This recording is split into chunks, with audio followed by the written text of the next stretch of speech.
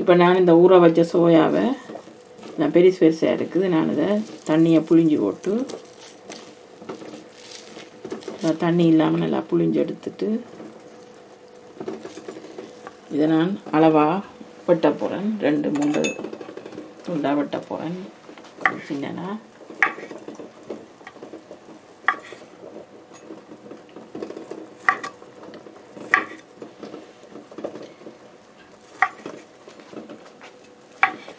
இப்படி எல்லாத்தையும் எடுத்து ஒரு அளவான துண்டுகளாக வெட்டி எடுக்கும்.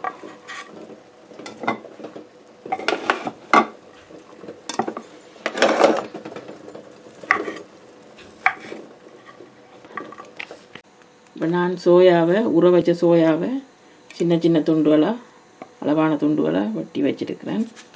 இதை பொரிக்கிறதுக்கு நான் கொஞ்சம் உப்பு கொஞ்சம் போடுவேன்.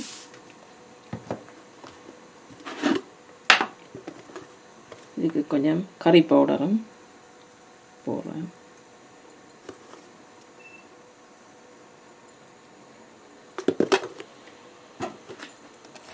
இதை நல்லா பிரட்டுவோம். உப்பையும் தூளையும் நல்லா பிரட்டி எடுப்போம்.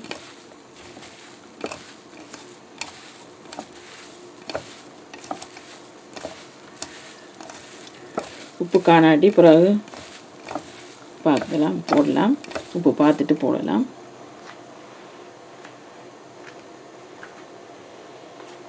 இப்போ அடுப்பில் பேனை வச்சுட்டு பொரிச்சு எடுக்கிறதுக்கு கொஞ்சம் எண்ணெய் விடுறேன். நான் டீப் ஃப்ரை பண்ணையில் கொஞ்சம் எண்ணெய் தான் விட்டு பொரிக்க போகிறேன். எண்ணெய் கொதிக்கட்டும்.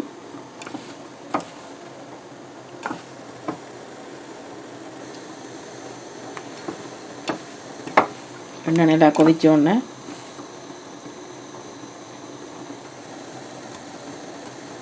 இன்னும் கொஞ்சம் கொதிக்கணும்.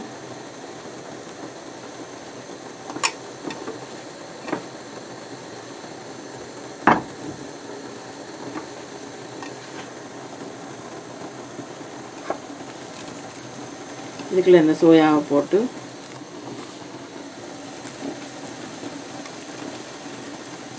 பொரிச்சு எடுப்போம். முதல்ல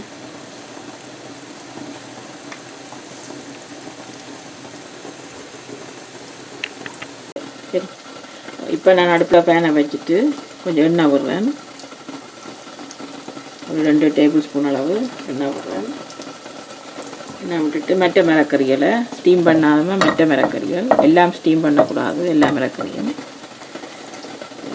அந்த மெட்டை மிளகறிகளை வதக்கி எடுக்க போகிறேன். அதுக்கு வட்டி வச்சுருக்கிற பெப்பரை எடுக்க போட்டு இதில் வதக்க போகிறேன்.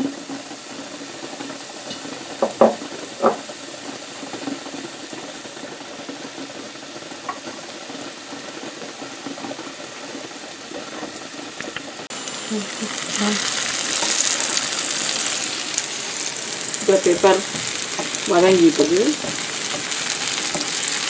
இதுக்கு நான் வட்டி வச்சுருக்கிற லீக்ஸை போட போகிறேன். லீக்ஸையும் போட்டு வதக்கிறதுக்கு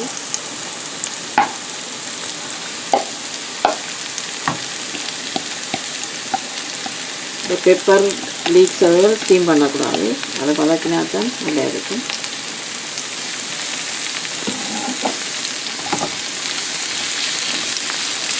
ஒரு 2 நிமிஷம் வதங்க விடணும் லீக்ஸை.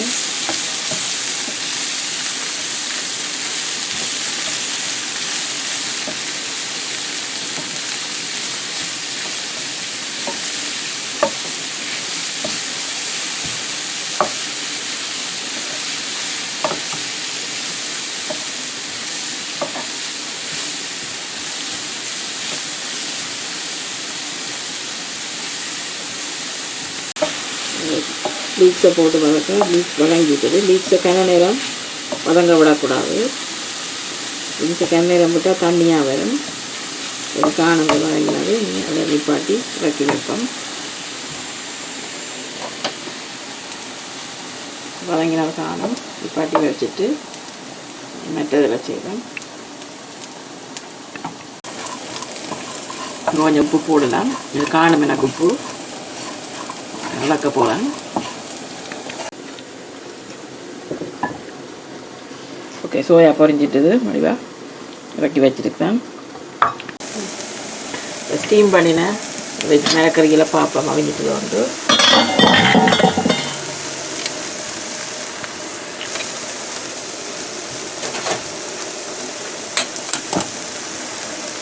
நல்லா அவிஞ்சிட்டுது பார்ப்போம்.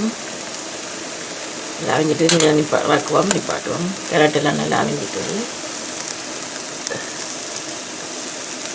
நல்லா அவிஞ்சிட்டது நிப்பாட்டுவாங்க. இந்த குஸ்குஸை மீடியம் ஃப்ளேமில் விட்டுட்டு மீடியத்தில் விட்டுட்டு தான் வறுக்கணும். நல்லது எரிஞ்சிடும், அதில் அடிப்பிடிச்சிடும்.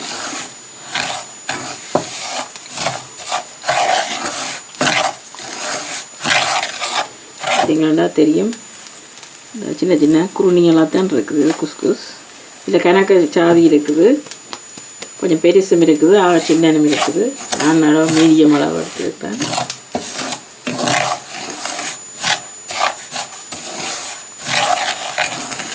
இதை ஒரு கோல்டன் ப்ரௌனாக வர மட்டும் வறுக்க வேணும். அப்போ தான் நாங்கள் இதை செய்யல களிப்பத்தாமல் நல்லா உளுந்து நல்லா இருக்கும் சாப்பிட்றதுக்கு.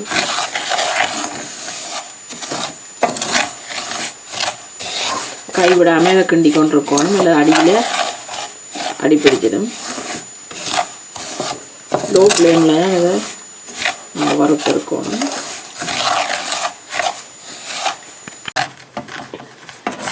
இப்போ குஸ்குஸ் நல்லா அறந்து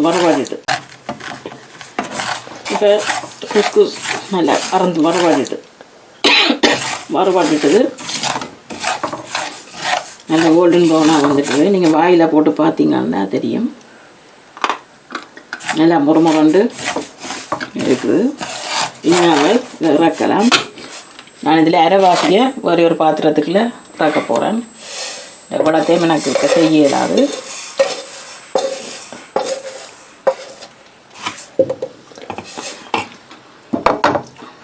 நான் அரைவாசியை குறைச்சிருக்கேன், அரைவாசியை தான் எனக்கு போட்டிருக்கேன். வேண்டாம், எனக்கு அப்புறம் இதுக்குள்ள மிளகறிகள் எல்லாம் போட்டு கிண்டுறதுக்கு காணாது, கணக்கு வரும். இப்போ அரைவாசியை தான் வறுத்த குஸ்குஸில் அரைவாசியை இதில் போட்டிருக்கேன். இப்போ இதுக்கு நல்லா கேத்தில் நல்லா தண்ணியை கொதிக்க வச்சுருக்கோம், பாயில் பண்ணி. இப்போ இதுக்குள்ள நான் இந்த கொதித்த தண்ணியில் விட போகிறேன். கொஞ்சம் கொஞ்சமாக விடுங்க.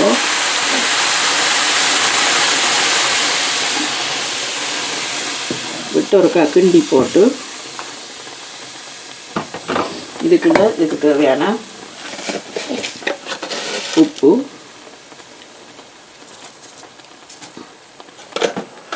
எனக்கு கொஞ்சம் உரைப்பாக வேணும், அதுக்காண்டி நான் இதுக்கு கறி பவுடர் போடுறேன். ஒரு அரை மேசக்கரண்டி அளவு போடுறேன். நீங்கள் விருப்பம் வேண்டாம், உங்களுக்கு உரைப்பு விருப்பம் இல்லாட்டி போடாமல் விடலாம், அல்லது மிளகு தூள் பெப்பர் தூளும் போடலாம். நான் கறி பவுடர் போட்டுக்கிறேன். உங்களுக்கு கறி பவுடர் இல்லாட்டி பெப்பரும் போடலாம், மிளகு தூளும் போடலாம். போட்டு எல்லாத்தையும் மிக்ஸ் பண்ணி கொஞ்சம் நேரம் விட லோ ஃப்ளேமில் விட வேணும். சரியான லோ ஃப்ளேமில் விட வேணும். அது குஸ்குஸ் வறுபட்டதால் அது தண்ணி எல்லாத்தையும் உறிஞ்சி அது இதில் அவிஞ்சிடும். நாங்கள் ரவை உப்புமாக்கு ரவை என்ன செய்கிற மாதிரி செய்கிறோமோ அதை மாதிரி தான் இது கொஞ்சம் கூட தண்ணி விடுறோம். உறிஞ்சி இது அவிஞ்சிடும், இதில் உறிஞ்சி எடுத்துடும் எல்லா தண்ணியையும்.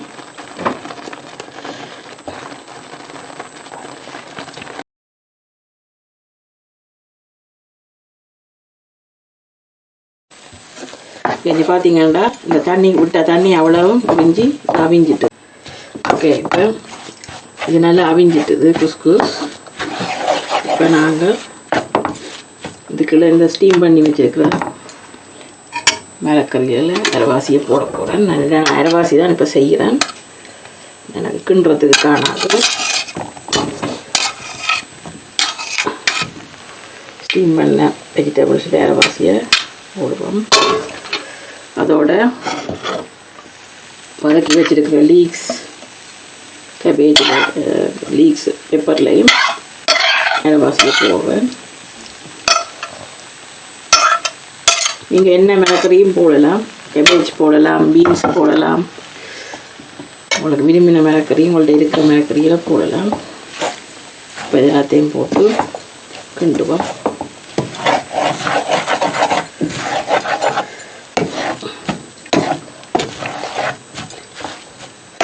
நல்ல வடிவாக மிக்ஸ் பண்ணலாம். எல்லாத்தையும்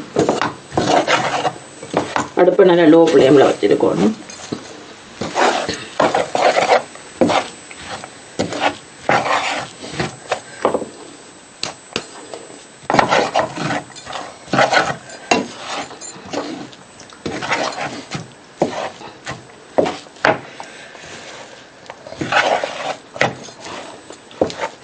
இதை நீங்கள் உங்களோட வச்சு இப்படி சின்ன பிள்ளைகளும் விரும்பி சாப்பிடுவீங்க. இந்த சாப்பாடு மரக்கறி சாப்பிட விருப்பமில்லாத ஆட்களுக்கு நீங்கள் எப்படி செய்து கொடுத்தீங்கன்னா கட்டாயங்கள் சாப்பிடுவீங்க. எல்லா மரக்கறிகளும் இதுக்குள்ள இருக்குது. நல்ல சத்தான சாப்பாடு. இது செய்கிறதும் கஷ்டம் இல்லை. இப்போ இதுக்கு ஒரு உப்பு போப்போம். வேண்டாம் வெஜிடபிள்ஸ் போட்டபடியாக அதுக்கு கொஞ்சம் உப்பு போடணும். கொஞ்சம் காணாது இருக்குல்ல மரக்கறிகள் போட்டபடியாக அதுக்கு உப்பு கொஞ்சம் காணாது. கொஞ்சம் உப்பு போடுறேன்.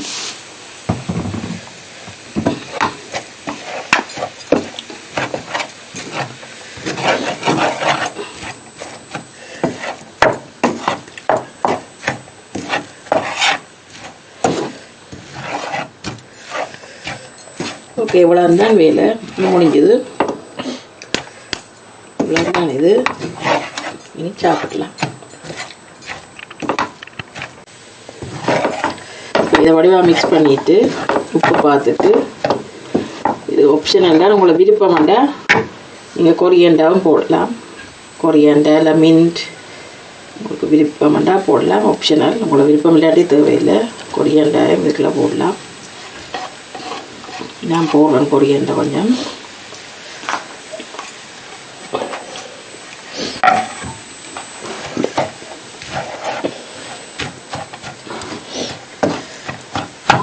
இதெல்லாம் நல்ல சத்தான சாப்பாடு. மிளகறிகள் கொரியாண்டா எல்லாம் பச்சையாக சாப்பிட்றது நல்லது, ஹெல்த்தியாக இருக்கும்.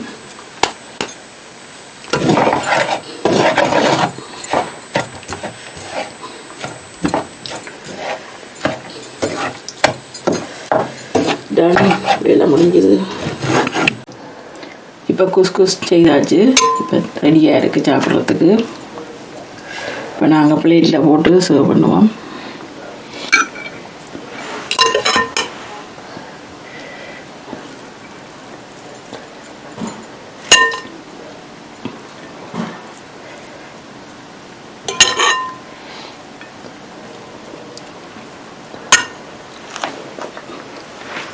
இதுக்குள்ள நான் பொறுக்கி வச்சிருக்கிற சோயாவையும் போடுவோம். நீங்கள் இதுக்கு நான் இன்றைக்கு வெஜிடேரியனாக செய்தபடியாக சோயா போட்டிருக்கேன். நீங்கள் வெஜிடேரியன் இல்லாட்டி நீங்கள் அதுக்கு முட்டை போடலாம், ப்ரோன் போடலாம், இறால் போடலாம், அது சிக்கன் போடலாம். உங்களுக்கு என்ன விருப்பமோ அதை போட்டுக்கொள்ளலாம்.